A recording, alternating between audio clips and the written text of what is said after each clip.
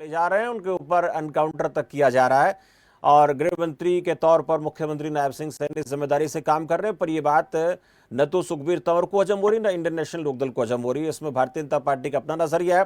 भाटिया साहब मेरे साथ इस वक्त बने वरिष्ठ पत्रकार है सुरेंद्र भाटिया जी। अपराध को कंट्रोल करने के लिए सरकार कह रही है कि हमने बहुत बेहतरी के साथ काम किया, लेकिन अगर विपक्षी दलों की बात करें तो धमकी देने का स्तर कहां तक पहुंच गया है। पहले अपराध की जो शैली थी वो बहुत अलग थी, लेकिन अब तो विदेश में बैठे हैं आराम से, वहां से बैठकर धमकी देते हैं, नंबर से कॉल आती है। ये सिर्फ डराने का तरीका राजनेताओं को नहीं लगता है, डराने का तरीका आम जनता को लगता है, क्योंकि जिस तरीके से वो वहां से कॉल कर रहे हैं, देखिए हम इतने बड़े नेता तक को धमकी दे सकते हैं, तो बाकी व्यापारी आम आदमी समझ जाइए, कारोबारी आदमी समझ जाइए कि भाई हम क्या कर सकते हैं। ये एक सामान्य मसला नहीं है, बहुत गंभीर मसला है। इसको किस तरह से आप देखते हैं?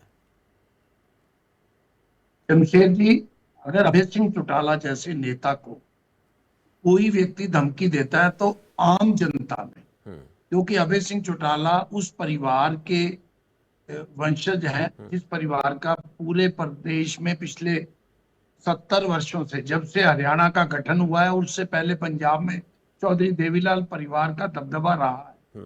उनके अगर किसी व्यक्ति को, और जो इनेलो के वर्तमान में राष्ट्रीय अध्यक्ष हैं, अगर उनको धमकी मिलती है तो प्रदेश का आम जनता, आम जनमानस में भय का वातावरण फैलता है। भारतीय जनता पार्टी के प्रवक्ता या कोई भी किसी भी पार्टी के प्रवक्ता अगर आंकड़ों में जाएंगे तो मैं आपको 2014 से पहले 1 लाख की आबादी पे, ये नेशनल क्राइम ब्यूरो के आंकड़े हैं, 273 अपराध हरियाणा में होते थे, जो इस समय 600 पार कर चुके हैं लगभग 1 लाख की आबादी पर।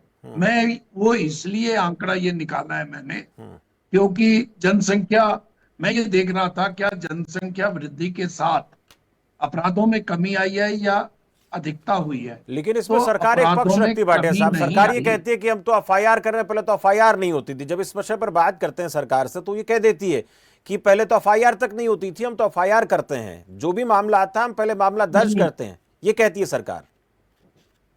देखो, मैं पिछले 40-45 वर्षों से पुलिस की कार्रवाई नजदीक से देख रहा हूं। पुलिस चाहे चौटाला साहब के राज में हो, चाहे कांग्रेस के राज में हो, चाहे बीजेपी के राज में हो, पुलिस की कार्य प्रणाली में कोई अंतर नहीं आया है।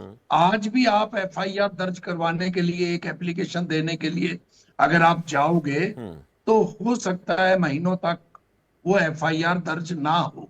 हालांकि सरकार जो होती है, जो अधिकारी होते हैं, उच्च अधिकारी अपने राजनेताओं को खुश करने के लिए आंकड़े जो प्रस्तुत करते हैं, अगर आप 2023 के आंकड़े ले लो और 2024 के आंकड़े ले लो, तो हरियाणा सरकार के आंकड़े ये कहते हैं अपराधों में कमी आई है। 14% कमी हत्याओं में आई है, 19% कमी आई है बलात्कार में आई है, डकैती में आई है, गैंगस्टर के कोई आंकड़े नहीं है। तो ये कमी दर्शाई जाती है पुलिस वालों को, ये ऊपर से कहा जाता है, चाहे कोई भी उच्च अधिकारी हो, वो ये भी कहता है भी आप शांति रखो, और ये भी कहता है थोड़ा सा दिखना ये चाहिए भी अपराधों में कमी आई है।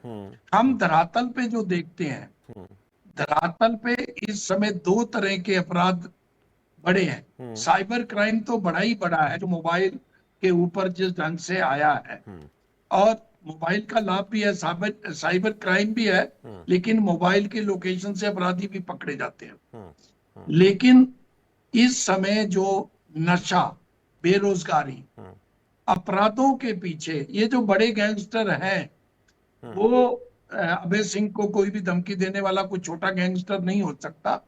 वो विदेश में बैठे होंगे, उनका क्या मंशा है, क्या वो करना चाहते हैं, वो उसके हम अगर गंभीरता में ना भी जाएं, नीचे धरातल पे जो है, एक नशेड़ी जो व्यक्ति, जो परिवार का नशेड़ी हो जाता है, वो पहले अपने परिवार में चोरी करता है, फिर अड़ोस पड़ोस में चोरी करता है, और नशा लेने के बाद वो किसी की हत्या और किसी को चोट मारने में उसको कोई शंका नहीं होती। उसमें जो नशे का जोश होता है, अपराध जो बढ़ रहे हैं वो नशे के कारण आपके बढ़ पास रहे आऊंगा। हैं। मुझे ब्रेक को लेकर मैसेज हो रहा है, आपके पास लौटूंगा और चर्चा इसी विषय पर लगातार करेंगे कि भाई यूके से फोन आया है, लेकिन इसमें आरोपी कौन है, बड़ा सवाल है। फिलहाल एक ब्रेक के लिए रुकते हैं, ब्रेक के बाद जल्द से